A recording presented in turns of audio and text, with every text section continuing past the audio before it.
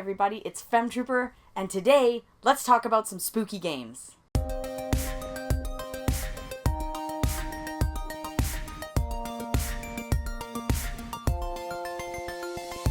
So with Halloween just around the corner, it's always nice to play sort of a scary or spooky game in October. It feels right. Currently, I'm actually playing Master Detective Archives Rain Code, but because I just started it, I don't want to recommend it yet just because I'm way too early in the game. So I want to recommend some games that I have played, I have finished, I've beat. So without further ado, it's showtime.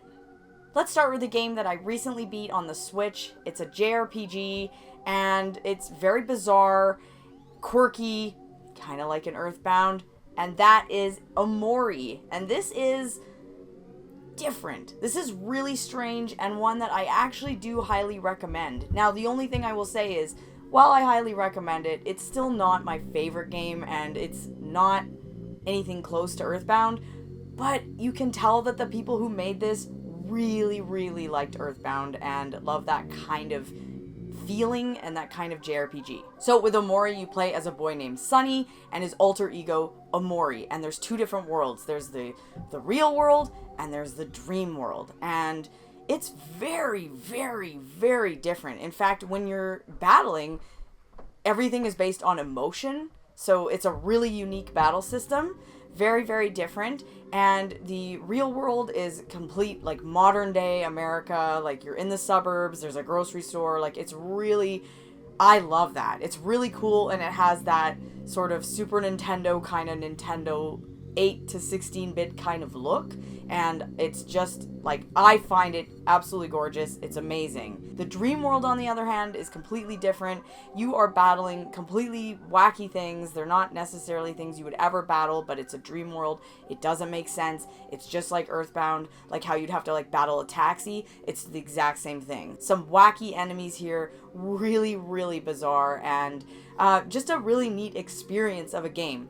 Now, it is really dark, and it is a horror-style game, so although I don't find it scary per se, like, this isn't like a seriously, like, you know, some, like, horror game on the PS5, it is unsettling and troubling, and it does deal with some triggering material. So I don't want to say what it is, but if you're maybe, like, unsure or that might bother you, maybe skip it. But other than that, like, it is really a cool game. Next up is a series that I actually haven't finished, which I'm dying to. I just need to get to it. But I have beat the first two, so I can safely recommend it because it's never been bad. It's really good.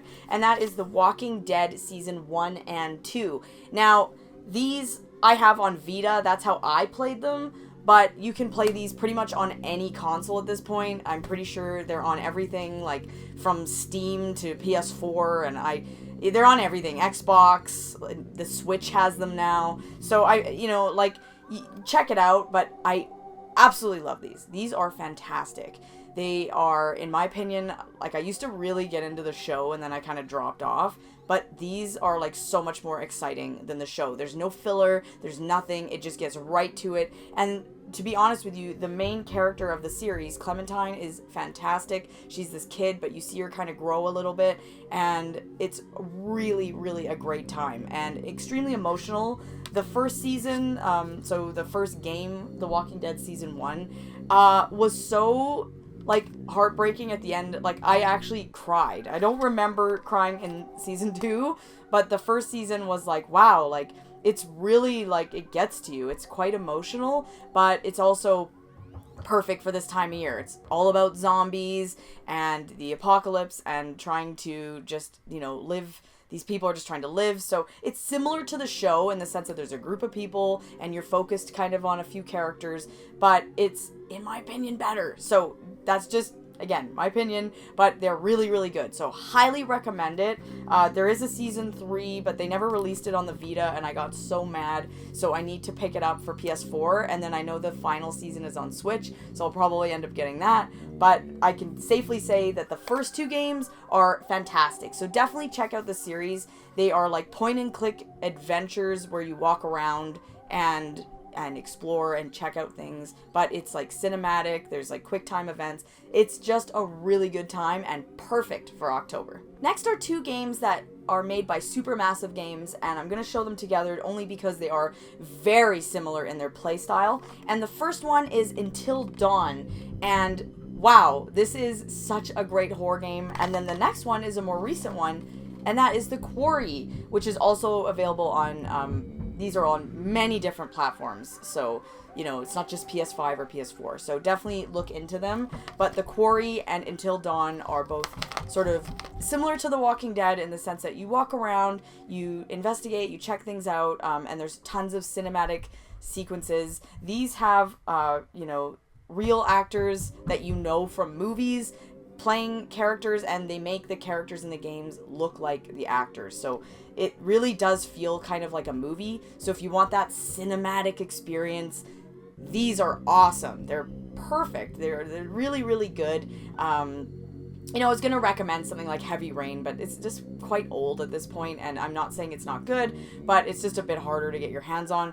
I feel like these are more current, and it's that same kind of style. It's like The Walking Dead. You walk around, you check things out, scary things happen, there's quick time events. But the really cool thing about these two games in particular is that you can get different outcomes no matter how you play it. So, you know, I might play the game and, you know, 4 out of the 10 characters are gonna die. You might play it and 8 out of the 10 characters die, or nobody dies. Whatever. There's so many different outcomes, so many different, like, you know, twists and turns where the story can go, and it's all up to you and how you handle things. So, you know, you might be one character, and it's like, do you want to get in this boat, or do you want to go back to the cabin? And it's like, if you choose to go back to the cabin, A is gonna happen, and if you choose to get in the boat, B is going to happen, and you don't know what that is, and you just got to go for it. And that's why the replayability on these is like amazing. So you can definitely replay these and have a completely different experience than the first time you played them, and I think that is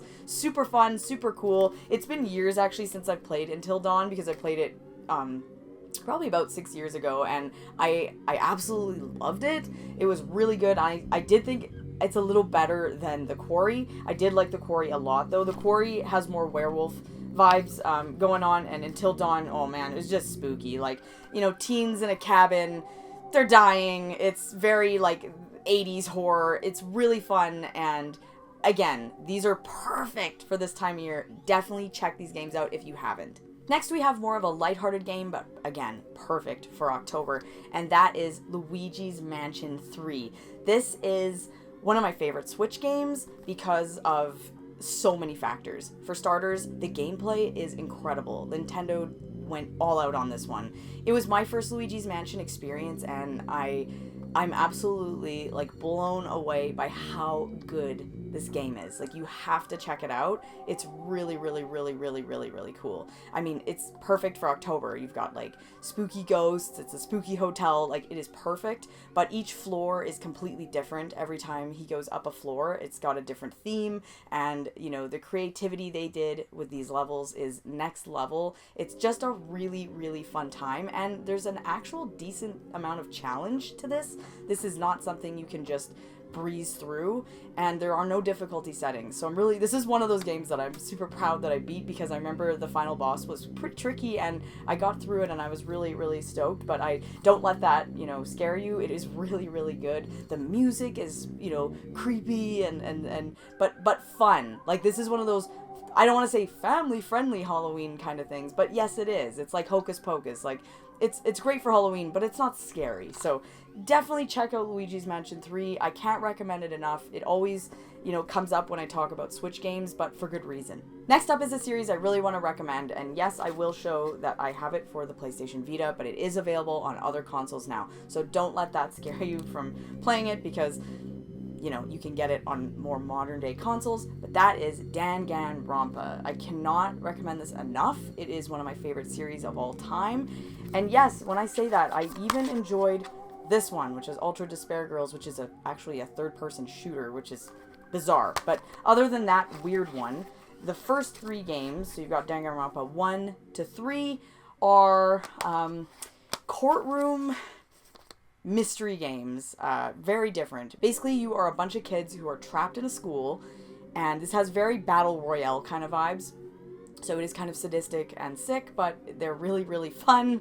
And basically what will happen is they say, in order to leave the school, you have to kill someone, but we can't find out who did it. So basically what happens is you'll see characters start to die, and then they hold like a whole courtroom session, and you have to, which is kind of similar to Phoenix Wright in a way. So there's different gameplay styles in this. So one part is the courtroom part, one part is the investigation part. So once the investigation is over, you'll go around the school, you ask people questions, you look for clues, all that stuff, gather evidence, and then there's the whole courtroom part where, you know, you have to decide, well, who did it? And if you don't know who did it, that person gets to leave the school. Yay, that was the whole point.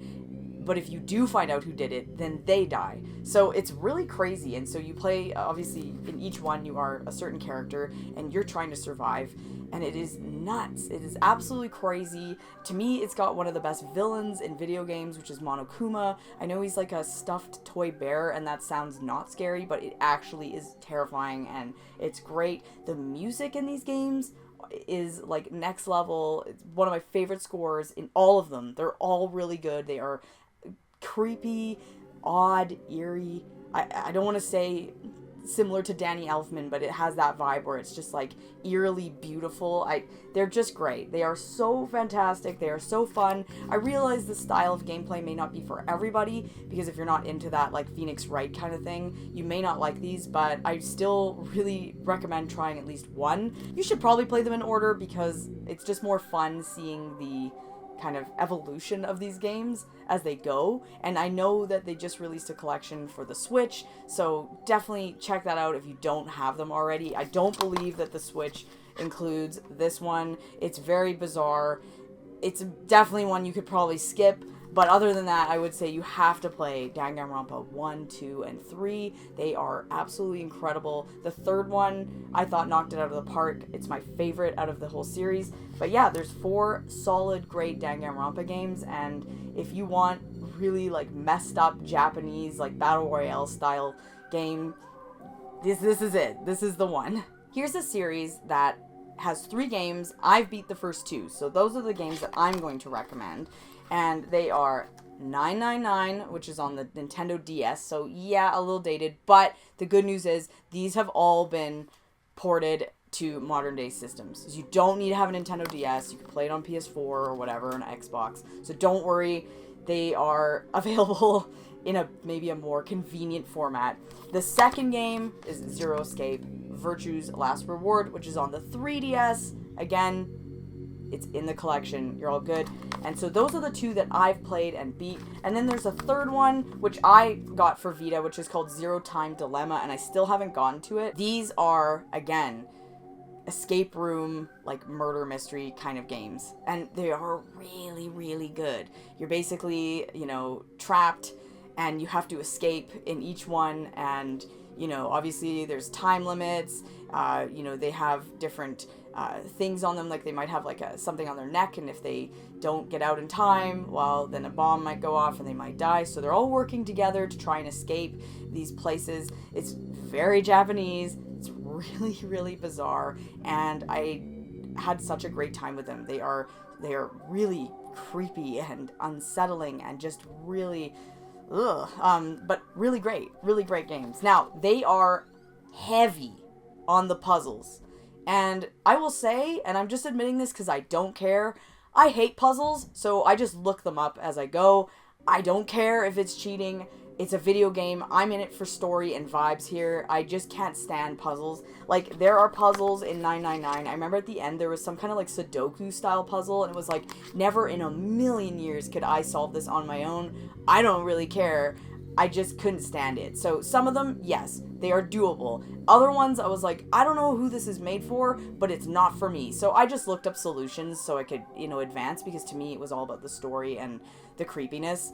I'm just being honest here, because I just really don't like puzzles, and I know there are a lot of people who can't stand puzzles. So if you don't like puzzles, it's fine. You can always look things up to advance, because the characters, the story, the music, every other aspect, the investigation, every other aspect of the game is worth it to me. The actual, like, weird, wacky puzzles that you have to solve, not really my style, but I still really like these games. So that says a lot, because I don't really care for that kind of stuff, but you know, if the story is so captivating and intriguing, I am so there. So I definitely recommend them. And yeah, I do need to get to Zero Time Dilemma. I've heard it's the weakest of the three, and that's why I've never put it as a priority game.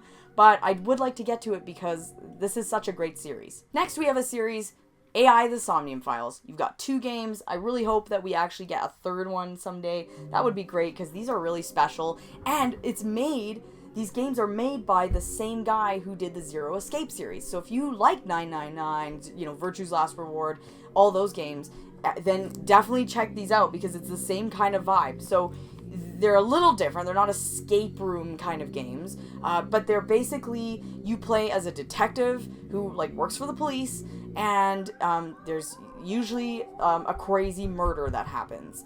And so you have to figure out what happens. So you think that seems pretty standard, but it's not, because how are they basically, you know, figuring out who solved the murders is they will, instead of just, you know, asking somebody questions or doing an interrogation or an interview, they basically go inside their mind and see what happened, because it's so much easier to gather information that way. It's a crazy, crazy concept. And the main character of the first one, his name is Date, and he is like a detective with the police, and in this unit that does this, and you know, it goes into people's brains to get information. And he also has this AI helper, Ava, who is fantastic. So basically the two of them work together, and she's basically like a fake eye that he has, and then she can kind of come out and project herself as more anthropomorphic, I guess. But it's wacky. It's really, really weird. And similar to the other series, yes, it's full of weird puzzles. And yes, I looked them up because I can't stand it, but I love these games for what they are. I don't really care. I'm just being honest, because I like being honest, you know, on my channel and telling people because I feel like there are other people who are like, ooh, that's a puzzle game, I'm just not going to play it. It's like, don't worry. It's 2023. You can look things up and you can get through stuff. Hey, give it a shot if you're like, oh, you know, I'd rather give it a shot first. And then, you know, I did. They're really different. I don't even want to describe the style of puzzle in this game. It is so out there, and if you feed off puzzles, please go for it. But there is a time limit aspect, and I'm just not into it, so I will just look up what to do because I don't find that fun, I guess. And I know that sounds weird, like, why are you recommending a game like that? Because everything else is the best. Like, these are legitimately some of my favorite games on the Switch. They are really good, and yes, they are available on other consoles, but don't let the puzzle thing, you know, scare you. It's kind of like if you don't know where to go in a JRPG, just look it up. Who cares? You know, we're here to have fun. This is all about video games. I don't really care. Like I said, it's not a university degree. It's a video game. So look up something if you need to know how to get to the next part, you know, to save yourself the trouble and pain. Those are my spooky recommendations. Are they scary, horror, Silent Hill kind of games? No, because I just don't play enough horror games to have those kind of recommendations. Like Alien Isolation, great game. I never finished it, but, you know, that's a fun game for this time of year, sure. But I wanted to recommend more like creepy, like unsettling kind of fun games, I guess, than your stereotypical Resident Evil Silent Hill style game that seems more cliche. So I hope that you check out some of these games because they're all really good in their own right. They're fantastic, and it's perfect to play these games this time of year. It's just October, man. It's so spooky. It's great. What spooky or creepy or scary games are you playing right now? Please let me know in the comments, and as always, don't forget to like this video and subscribe, and I will see you in the next video.